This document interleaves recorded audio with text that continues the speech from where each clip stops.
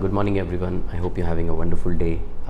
This is Dr. Gursev Sandless, and I'm back with another short talk on again one of those common vexing problems that we as parents face when it comes to our kids.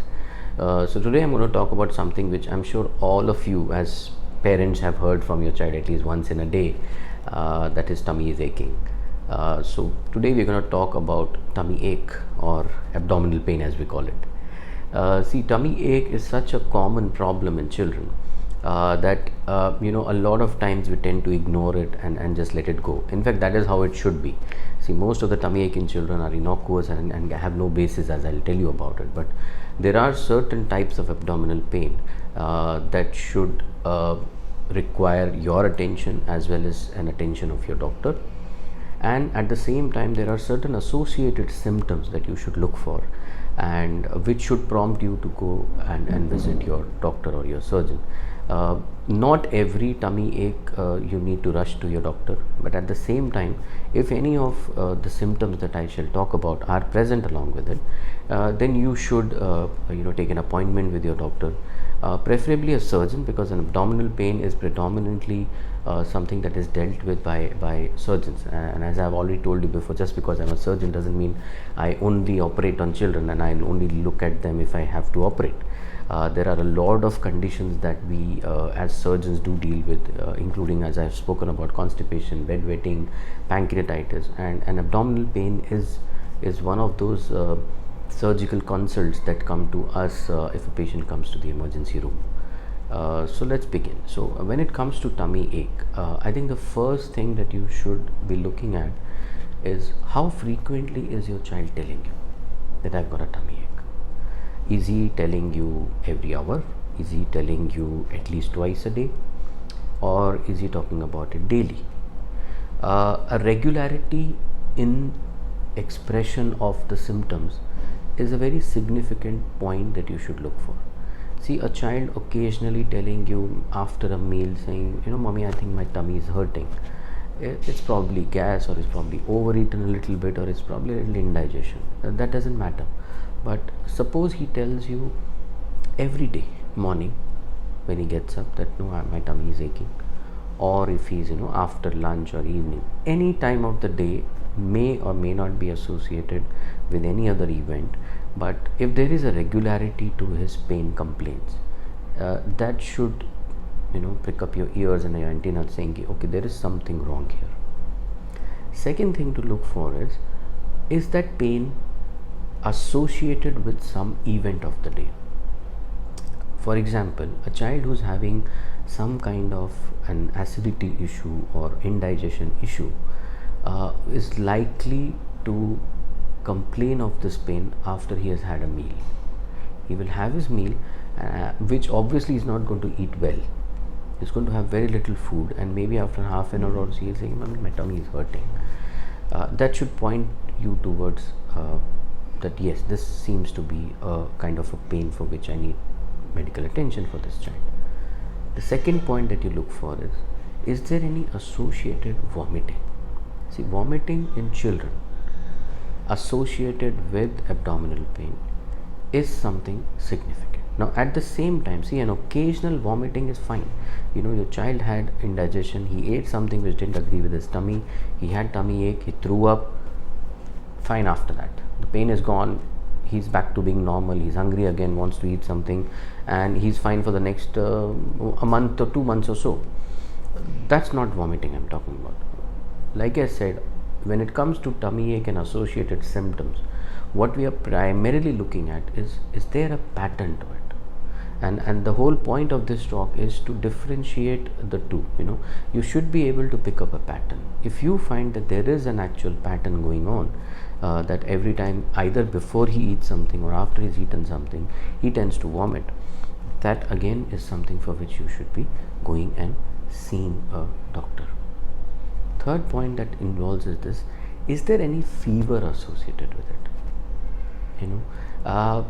Most of the times you may not get a very high temperature in intestinal infections. You may just develop a very mild fever, or in fact the child may just appear feverish to you. He may not actually have a fever. So if you find that he's complaining of tummy ache, he may or may not have vomiting, but is running a mild temperature and he's not really eating well, that again should be a pointer for you to be looking at a medical consult in these cases. Like I said, see, diet in children, or appetite as we call it, appetite in children is a very significant indicator of their overall well-being. A child who is sick, a child who has some problem, the first thing that happens is they start refusing feeds, or this, if it's an older child, he will start reducing the quantity of intake that he has. So if you find that over a period of time, when he's been complaining of tummy ache, his appetite has actually gone down, that again is a significant pointer for seeking an expert opinion on what's happening with him. Fourth point that we should be looking at is there any associated loose motions or altered bowel pattern?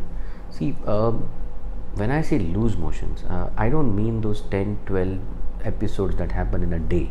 That's pretty obvious to everyone, and you are obviously going to take the child to a doctor if he's complaining of tummy ache and has passed like 8-9 loose motions in a day. No, I'm talking about the subtle changes in their bowel habits. For example, he may go after every meal, he eats something either during the meal itself or after he's finished his meal, 15-20 minutes later, it's like, "Mommy, I need to go to the washroom." So he will be passing 3-4 times a day, which is not an alarmingly increased frequency for you. But if it's happening in association with his food intake, that's one. Secondly, he has any discomfort while passing stools. It may be pain, it may be sweating, it may be excessive straining. Those are the things that we look for. Subtle changes in bowel habits, where a child who was usually passing stools every day now is trying to skip one day, or instead of passing in the morning, he's passing in the evening, or there is absolutely no time or a schedule of his potty.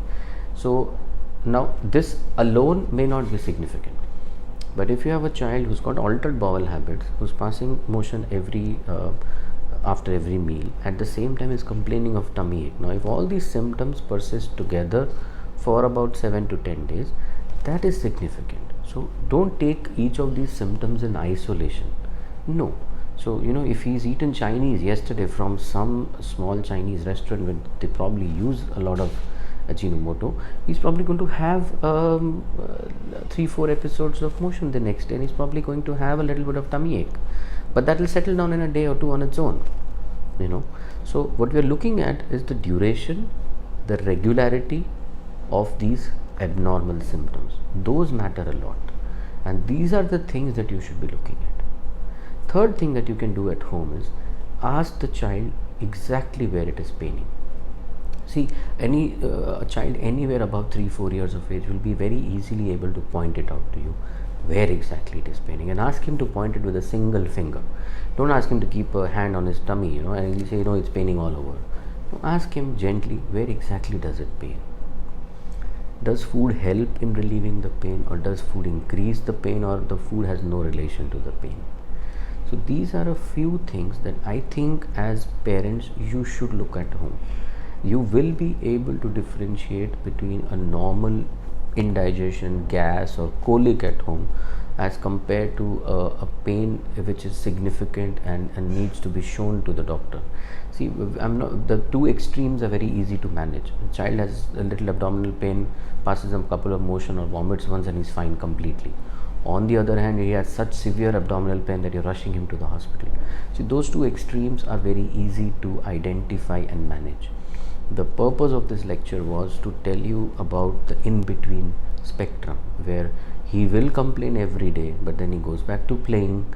He appears to be healthy otherwise, but there is something going on. And if you're able to pick up these subtle hints from their behavior and from their dietary habits, it will help you to seek medical attention where it is necessary, and avoid going to a hospital or a doctor where it is not needed. Now, abdominal pain is an extremely vast topic. I'm just trying to cover a very tiny bit of it. if you have any further questions, any comments, and you wish any further clarifications, please do comment in the section below, and I'll try to answer them to the best of my ability. Thank you so much. Have a nice day.